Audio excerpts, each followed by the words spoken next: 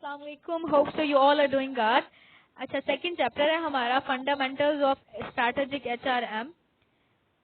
Theory का subject होता है ना, हम परेशान हो जाते हैं, हमें नहीं पता होता कि कैसे तैयारी करनी है। हम अक्सर लोग कहते हैं हाय ला थ्योरी, इतना सारे चैप्टर्स कैसे करेंगे पेपर में, कैसे याद करेंगे, मुश्किल होगा। तो क्यों उन्हें ऐसा क्यों लगता है? क्योंकि उन्हें याद करना होता है, उन्हें रट्टा मारना होता है, इसलिए वो परेशान होते हैं। रट्टा ना मारे, क्रैमर रूल से निकल आए। अब आप बड़े हो गए, आपने क्या करना है, मेमोराइज करना है की पॉइंट्स को सिर्फ और सिर्फ, और रीडिंग को निगलेक्ट नहीं करना। ऑब्वियसली बुक के चैप्टर को निगलेक्ट नहीं करना, बुक पे जाना है, बुक से सारे चैप्टर सारे पैराग्राफ्स को रीड आउट करना है। इस तरह की पॉइंट्स को बना लो अपने उसमें, और उन की पॉइंट्स को याद करो और समझो बस।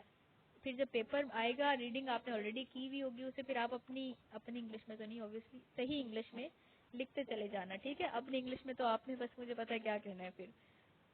अच्छा, people not building make a company successful. मतलब ये कि पहले तो एचआरएम क्या है ना, HRM stand for human resource management. मतलब it's all about people, it's all about human ना, ह्यूमन। तो लोगों के बारे में बात हो रही है। तो कंपनी में अगर कंपनी सक्सेसफुल है, बिहाइंड द रीजन क्या है? लोग हैं, ना कि बिल्डिंग, ठीक है।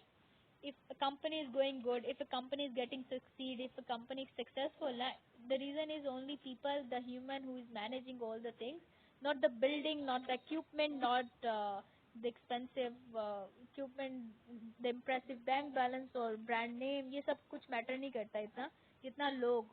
फॉर एग्जाम्पल आगे इंट्रोडक्शन में बता रहे हैं कि it is important to note that achieving organisational goals can not be done without human resource. मतलब अगर ह्यूमंस है ही नहीं, ह्यूमन रिसोर्स ही नहीं है, तो आप कैसे ये इमेजिन कर सकते हो कि ऑर्गेनाइजेशन अपने गोल्स को अचीव कर सकती है? नहीं कर सकती। इंपॉर्टेंट सोर्स है, ठीक है। फॉर एग्जाम्पल गूगल है, गूगल क्या है अपने एम्प्लॉयज के बगैर? अगर एम्प्लॉयज ही नहीं है, हमें तो लगता है गूगल एक सॉफ्टवेयर है, ऐसा नहीं है। गूगल के पीछे एक पूरी बिल्डिंग और बहुत सारे लोग काम कर रहे हैं जो कि उसके डाटा को मैनेज करते हैं, वहाँ पे सारी चीजें अपलोड करना, डिलीट करना, इम्प्लीमेंट करना, अपडेट करना, सब कुछ उनका काम होता है। वो लोग वहाँ पे बैठे उसे मैनेज कर रहे हैं। There are a huge company behind the Google, there is a huge building behind the Google, a single name. तो इसी तरह कह रहे हैं कि बिल्डिंग, एक्सपेंसिव इक्विपमेंट और इम्प्रेसिव बैंक बैलेंस कुछ भी नहीं है अगर हम एम्प्लॉयज को हटा दे। तो ये वेरिड ऑर्गेनाइजेशन जो है, जैसे कि फ्लाइज हो गया या सॉफ्टवेयर हो गया या फिर हाल मार्क हो गया, ये सब कुछ भी नहीं है। मतलब कुछ भी नहीं बचता पीछे अगर इनके अंदर से लोगों को ही निकाल दिया जाए तो। क्योंकि बिल्डिंग, इक्विपमेंट और ब्रांड नेम कुछ नहीं होता कंपनी में। कंपनी में लोग इम्पोर्टेंट होते हैं। Why is HRM important to an organization? अब इम्पोर्टेंट क्यों है? पहले ऑर्गेनाइजेशन में ऐसे HRM स्पेसिफिक डिपार्टमेंट नहीं होता था। पहले बस एचआरएम का कोई कंसेप्ट ही नहीं होता था पहले। अब जाके एचआरएम होता है, लेकिन एचआरएम की मैनेजमेंट पहले भी ऐसे ही होती थी। एचआरएम एग्जिस्ट करता था लेकिन लोगों को उसकी नो हाउ नहीं थी, ये कह सकते हैं हम। अच्छा, न्यू रिक्वायरमेंट्स और employers concerning hiring and employment practices.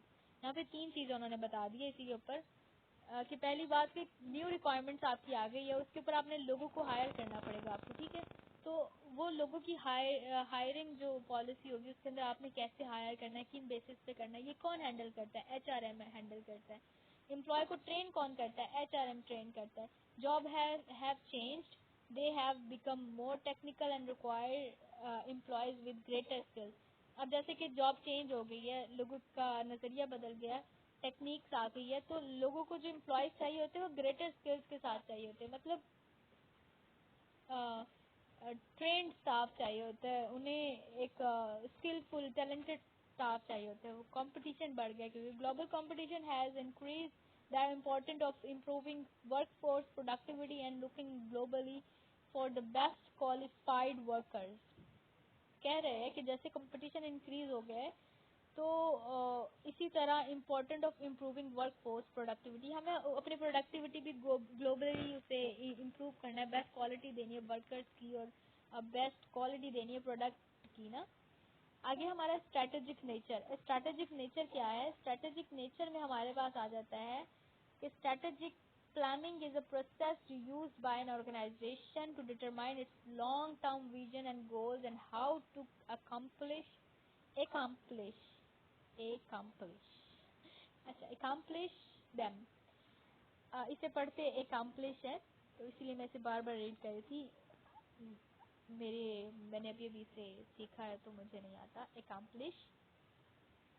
अच्छा, स्ट्रैटेजिक प्लानिंग में वो कह रहे हैं कि ये ऐसा प्रोसेस है जो कि यूज होता है ऑर्गेनाइजेशन के थ्रू डिटरमाइन, मतलब जानने के लिए कि लॉन्ग टर्म विजन और गोल्स को कैसे पूरा करना है। अगर कोई 5 साल बाद की आपने प्लानिंग की है तो उसे, फॉर एग्जांपल आप चाहते हैं 5 साल बाद आपकी कंपनी डबल या ट्रिपल प्रोडक्ट लॉन्च प्रोडक्टिविटी में आ जाए, और आज अगर 500 रुपये कमा रही है तो कल 5,000 रुपये कमाए।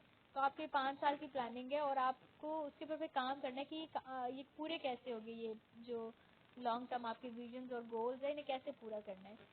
Many companies today recognize the importance of people in meeting their goals।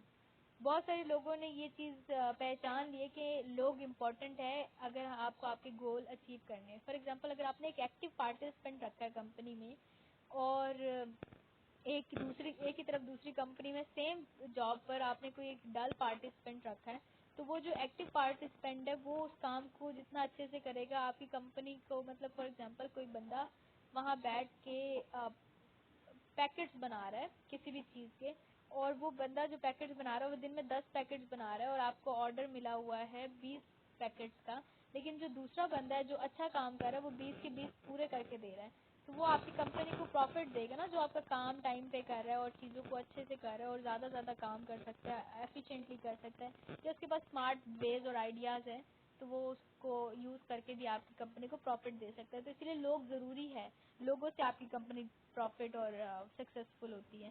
HRM must therefore balance two primary responsibilities. वो बेसिकली 2 रिस्पॉन्सिबिलिटीज को देखती है। पहला है assisting the organisation in its strategic direction, कि वो अपनी स्ट्रैटेजिक डायरेक्शन में कैसे मूव करेगा, उसको असिस्ट करना है, उसको गाइड करना है। मतलब representing and advocating for organisation employees, मतलब जो ऑर्गेनाइजेशन होगी उनके एम्प्लॉयज को रिप्रेजेंट कैसे करना है, एडवोकेट कैसे करना है। एडवोकेट का क्या मतलब है? एडवोकेट करना, किसी की वकालत करना, ठीक है, उसकी हमायत करना, उसके लिए बोलना, उसके लिए हक के लिए खड़े होना, आवाज उठाना। HR professionals must align HR practices and plans with the overall organizational strategy। जो HRM के प्रोफेशनल्स हो गए ना, वो HRM की प्रैक्टिसेस पर पूरा उतरेंगे और उन HRM प्रैक्टिसेस को प्लान्स जो होंगे उनको ऑर्गेनाइजेशन के ओवरऑल, मतलब तमाम जितने भी ऑर्गेनाइजेशन है उससे strategy plans with the overall organisational strategy, मतलब उसे उस प्रैक्टिसेस को पूरे ऑर्गेनाइजेशन में बराबरी, यार इसे क्या हम कह सकते हैं, दोबारा वर्ड इस लाइन को। HRM professionals must align HR practices and plan with the overall organization, मतलब वो पूरी ऑर्गेनाइजेशन की स्ट्रैटेजी को देखते हुए प्लान करेंगे जो भी करेंगे, और वो प्रोफेशनल्स जो होंगे वो अलाइन भी करेंगे HR प्रैक्टिसेस पे। जो HR की प्रैक्टिसेस होती है, ह्यूमन रिसोर्स की जो प्रैक्टिसेस होगी उनके ऊपर पूरा उतरते हुए कुछ भी प्लान करेंगे, वो पूरी ऑर्गेनाइजेशन की स्ट्रैटेजी को देखते हुए हर चीज़ को नापते तोलते हुए बनाएंगे जो भी प्लान बनाएंगे, ठीक है।